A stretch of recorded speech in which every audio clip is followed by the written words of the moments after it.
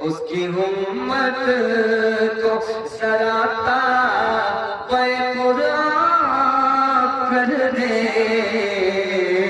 उसकी उम्मत को जरा क़ुरान कर दे, उसकी उम्मत को। दुनिया और आखिरत के हवाले से पैगाम, 1/3 पैगाम जलसे का निकल चुका है।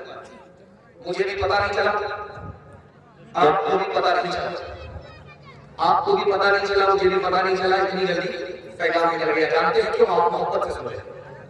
मोहब्बत में आपको भी पता नहीं चला, हमें भी पता नहीं चला। मैं दुआ करता हूँ अल्लाह इस मोहब्बत को सलामत रखे, हमारे सुनाने को, आपके सुनने को बेहद कबूल फरमाए। दुनिया और आखिरत के हवाले से पैगाम है, आपकी खिदमत में रखने के लिए जा रहा हूं। जब मकान बनता है तो 2 चीज को आप देखेंगे, पाखाना और बावर्ची खाना। झकास बनाया, उसमें मार्बल होता है, टाइल्स होता है। किचन को देख लीजिए, पूरा झकास जन्नत की तरह बनाया जा रहा है। पाखाना को देख लीजिए, जन्नत की तरह झकास बनाया जा रहा है। बाकी दाया बाया हो रहा है, मकान बन रहा है, लेकिन किचन बहुत खूबसूरत होता है, पाखाना बहुत खूबसूरत होता है। मौलाना अब्दुल रब साहब अल्लाह को प्यारे हो गए, वो कहते थे, जानते हो मुसलमान इतना बड़ा दुनियादार हो गया कि किचन को देख लो खूबसूरत बनाएगा, पाखाना को देख लो खूबसूरत बनाएगा। जानते हैं क्यों? मुसलमान की दुनिया आपको 2 जगह नजर आएगी, एक तो बावर्ची खाने में नजर आएगी, दूसरा पाखाने में नजर आएगी। रात भर सोचता रहता है यार कहां से कमाएं, जब कमा लिया तो कैसे खाएं, कैसे पकाएं, और जब खा लिया गोदाम भर गया तो कहां खाली करें। इसलिए आप देखेंगे सबसे ज्यादा पाखाने पर पैसा खर्च होता है। पाखाना बनाने पर खर्च हो रहा है, बावर्ची खाने पर खर्च हो रहा है। रात का वक्त था, एक आदमी ख्वाब देख रहा है, मेरे पीछे शेर है, मैं भाग रहा हूं। जब शेर मेरा पीछा नहीं छोड़ रहा, मैं भाग रहा हूं। मेरे आगे कुआं है, मैंने सोचा कि शेर से जान बचाने के लिए कुएं में कूद जाऊंगा। तो जैसे ही कुएं में कूदना चाहा, देखा सांप वहां बैठा हुआ है डसने के लिए। अब तो सोचा कि अगर कुएं में कूदूंगा सांप मार देगा, अगर पीछे शेर के पड़ा तो शेर मुझे मार डालेगा। उसने सोचा कि यार तीसरी पनाह ढूंढनी चाहिए, देखा कि दरख्त खड़ा, उस पर चढ़ गया। अब उसको जान में जान आई, यार शेर से भी बच गया, सांप से भी बच गया। लेकिन जिस ढाल पर वो बैठा हुआ है उसको 2 चूहे काट गए। एक काले रंग का चूहा है, गोरे रंग का चूहा है। अब उसको समझ में आ गया कि चूहे खाल को काट रहे हैं, यहां से गिरूंगा या तो शेर मुझको दबोच लेगा, या तो कुएं में जाऊंगा सांप मुझको डस लेगा।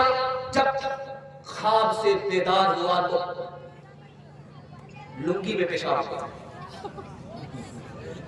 उसके बाद आया ताबीर पूछने वाले के लिए, कारी रुल्ला साहब के यहाँ। कारी रुल्ला साहब बोले कि ससुराल से ज्यादा पैसा लिए थे, ससुराल में ज्यादा रहते हो, शादी के बाद मुफ्त खा रहे। बोला वो जो शेर तुम्हारे पीछे था वो मलकुल मौत। तुम जो कुएं के पास आए वो तुम्हारी कब्र थी, और कुएं में जो सांप नजर आया वो अज़ाब कब्र था। जिस ढाल पर तुम बैठे वो तुम्हारी जिंदगी थी।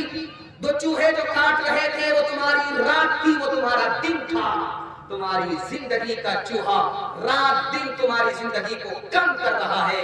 तुम शेर से बेफिक्र हो, कब्र से बेखबर हो, अज़ाब कब्र से बेखबर हो। तुम्हारी थोड़ी ही जिंदगी है, अगर जान और ईमान बचाना चाहते हो तो मौत से पहले मौत की तैयारी करो। एक बहरा आदमी गया बीमार की खैरियत लेने, तो जाकर के पूछा, बहरा आदमी बीमार से क्या हाल है? वो खिसिया करके बोला मर रहा। वो बहरा को कुछ सुनाई देता नहीं। उसने कहा सुबहान अल्लाह मुबारक। दूसरा सवाल पूछा कि क्या खा रहे हो? तो बीमार ने कहा कि जहर खा रहे। ये बोला बहुत अच्छी दवाई है, रात दिन माशाल्लाह खाते रहे। तीसरा सवाल पूछा कि किस डॉक्टर से इलाज चल रहा है?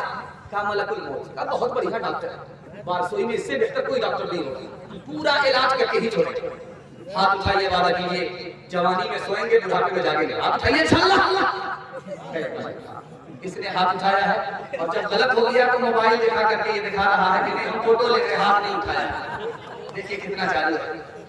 यही तुझको धुन है रहूं सबसे बड़ा, हो ज़ीनत निराली हो फैशन निराला, हो ज़ीनत निराली हो फैशन निराला।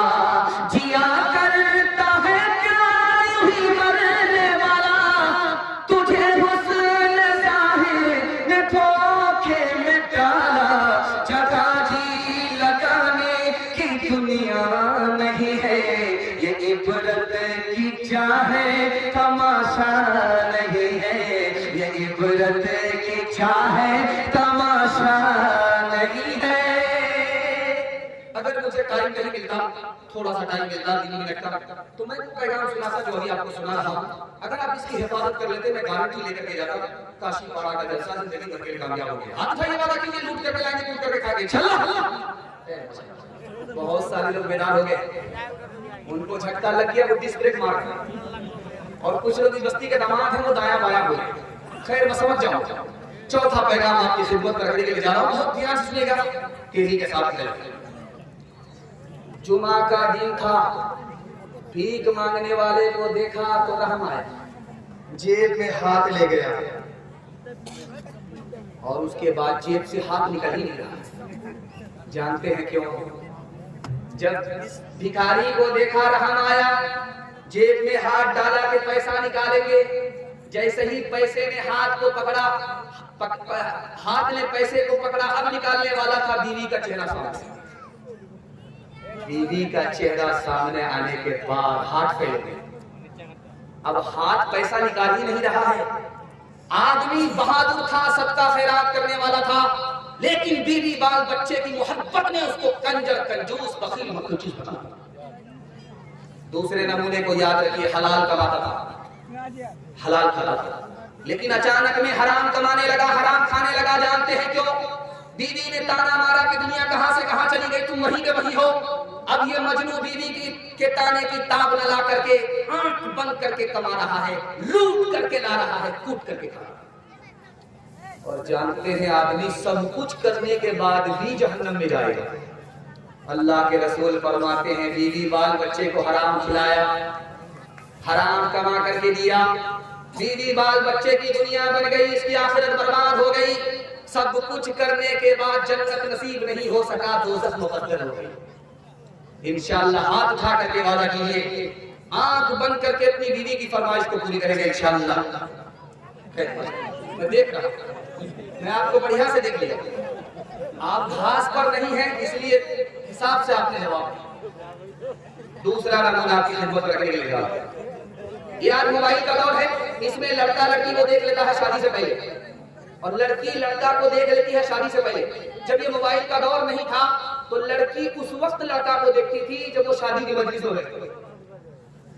आज से 150 साल पहले की शादी है।